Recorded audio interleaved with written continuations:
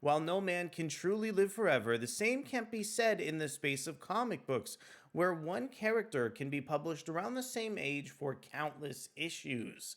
And in recent issues of The Amazing Spider-Man, we've seen Peter Parker go up against Benjamin Rabin, a mathematician who whisked Peter Parker and his love interest Mary Jane away into an alternate dimension. And while Peter was able to escape from the dimension, he was desperate to do everything he could to save Mary.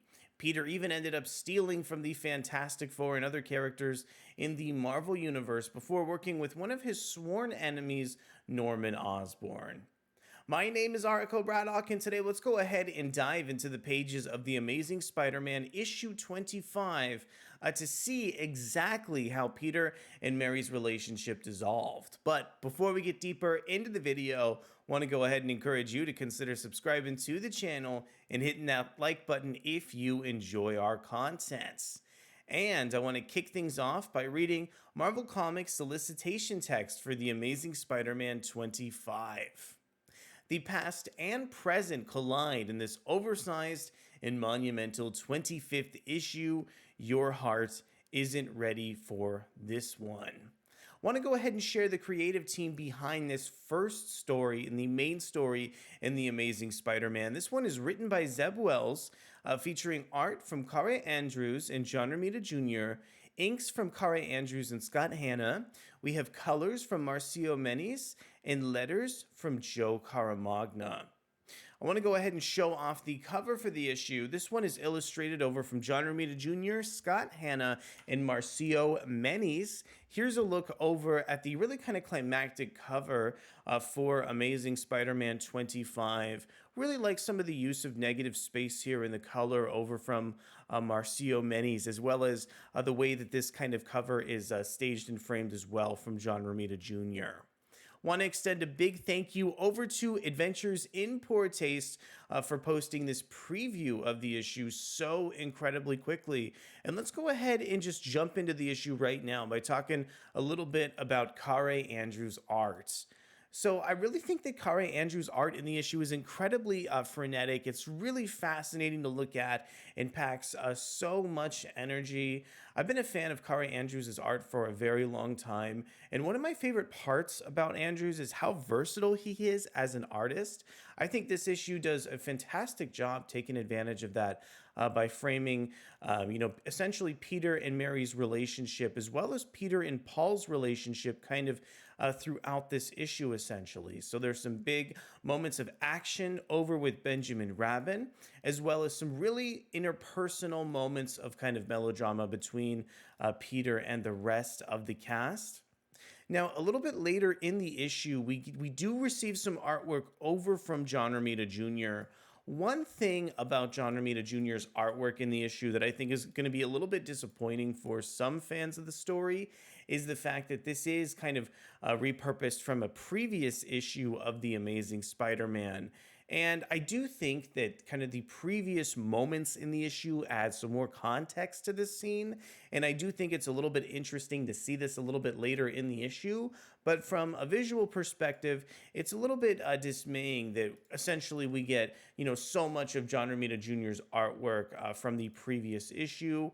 Fortunately, there's some new material in here as well between kind of Peter and the rest of the cast in the Marvel Universe. So it's good to see that essentially we get some new original John Romita Jr. artwork, as well as some really kind of beautiful pieces from Kaare Andrews. I do think it's a little bit jarring moving from Andrews to John Romita Jr., specifically in the way that John Romita Jr. depicts his characters kind of throughout the issue. While I do think John Romita Jr. is able to capture some really fantastic motion between the characters, I do tend to prefer the way that Andrews is able to lend so much more details to the individual figures over on the page. That being said, I thought from a kind of scripting standpoint, this was a really fantastic issue of the series, as we got to catch up over with Mary Jane to figure out what she went through while she was trapped over in this alternate dimension with the character of Paul. I really found that Zeb Wells really kind of crafted a narrative centered around Mary Jane that made her likable in this story. Essentially, Mary Jane is kind of going in a direction that will alienate her from some of the fans of this franchise. And I think that if such a big kind of status quo change of putting Mary Jane with a different character in the Marvel Universe was going to be established, it should really be done so with kind of a sense of heart and purpose. And I think the way that kind of, Mary essentially tries to resist Paul towards the beginning of the issue, only to kind of warm up to him as the kind of series begins, is really fascinating. And I do like the fact that we got a bit of an origin story between Mary and Paul's kids in the issue as well. I think Andrews was able to sort of contextualize so many fascinating moments between Mary and Paul's relationship in the issue by going through kind of so many pockets of time throughout the comic book. I think there's some really kind of wonderful facial expressions in that, Kaare Andrews essentially is a really fantastic artist, accommodating the really high sense of energy over from Zeb Wells' script in the story as well. It's just really fascinating to see kind of this war-torn Mary Jane, who actually is able to kind of manifest some fascinating powers and is able to really become sort of an action hero in this alternate dimension. And sort of the way that she kind of builds up her character and relationship with Paul in the story is definitely endearing. I think, essentially taking this status quo away from Spider-Man and moving in such a different direction is such a sort of bold idea. And for a character like Peter Parker that has been published for such a long time, making moves to kind of differentiate the Amazing Spider-Man franchise, I think is really in the right direction. And what I'm really hoping essentially is that Marvel is able to stick to some of these status quos that they've developed between kind of Peter, essentially moving on, as well as Mary Jane moving on over with Paul as well in the Marvel Universe. And one thing I like about this issue also is that once Peter and Mary are able to sort of escape the dimension and go back into our time, there's still some consequences from previous issues of the series as well. We get kind of new scenarios for the relationship between Peter Parker and the Fantastic Four. And the kind of sobering conversation between Peter and Mary towards the end of the issue as well, depicted by John Romita Jr., was a really kind of nice moment in the issue that cleared up, I think, a lot of these individual pieces of the status quo and definitely kind of explained where Peter Parker, was towards the beginning of the Amazing Spider-Man series.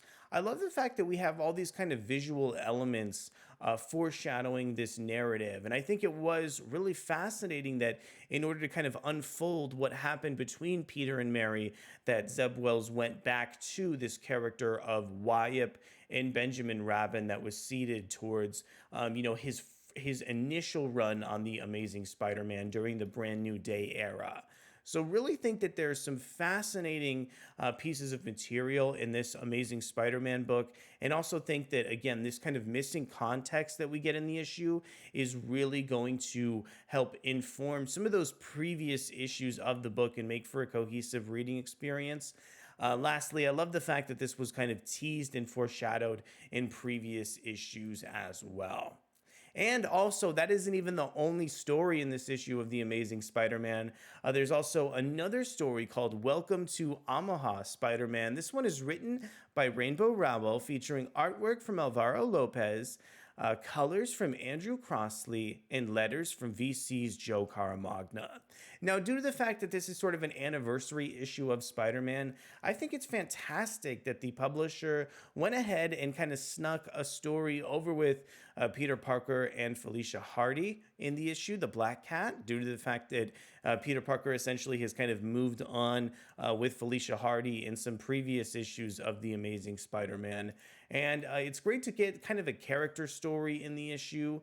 We've gotten a lot of plot over in these sort of main Amazing Spider-Man books, so it's always good to kind of take a step back and check in on Peter Parker's current relationship over in the Marvel Universe. I think Rainbow Rowell was able to capture some fantastic moments over between Felicia and Peter in the issue.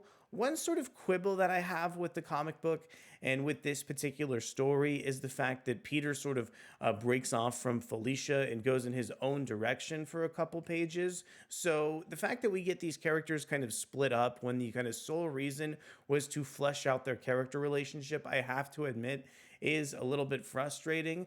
But Peter's only gone for a couple pages, and when he comes back, there's also some really fantastic dialogue written from Rowell between Felicia and Peter. There's a nice kind of final page in the issue, though I did think that the ending was a little bit abrupt. One thing that I did really love in the second story was some of the work over from Alvaro Lopez, the artist of the issue. Alvaro Lopez is just fantastic at drawing a plainclothes Peter and Felicia. I love it how Peter's hair kind of gets disheveled towards the end of the issue, and think that some of those moments of action are depicted really, really well. I think Lopez is also a really kind of versatile artist as well, and is able to capture some different kind of looks over for Felicia in the issue that also appear to be really, really captivating in the story. So at the end of the day here, I am very happy that The Amazing Spider-Man is finally sort of concluded some of those bigger relationship questions over with Peter and Mary in the main Amazing Spider-Man title. I honestly think that moving Peter away from Mary could be the right direction for this book if the kind of creative team in Marvel's editorial is going to stick with this for an extended period of time. I really like the kind of second story that recontextualized Peter and Felicia's relationship, and hope we get kind of more moments of this moving forward in the future kind of Spider-Man series. Also, I do like the fact that there is a kind of cliffhanger in this issue that teases that we may be returning to some more stories over with Benjamin Rabin in the near future. I want to know from you, what do you think about where Peter's relationship over with Mary Jane is right now? What are your current thoughts over with Peter and Felicia's relationship? And where do you want to go ahead and see me cover next? Well, thank you so much for coming to check out our video review on The Amazing Spider-Man 25, and we'll be back really soon for more excellent comic book content.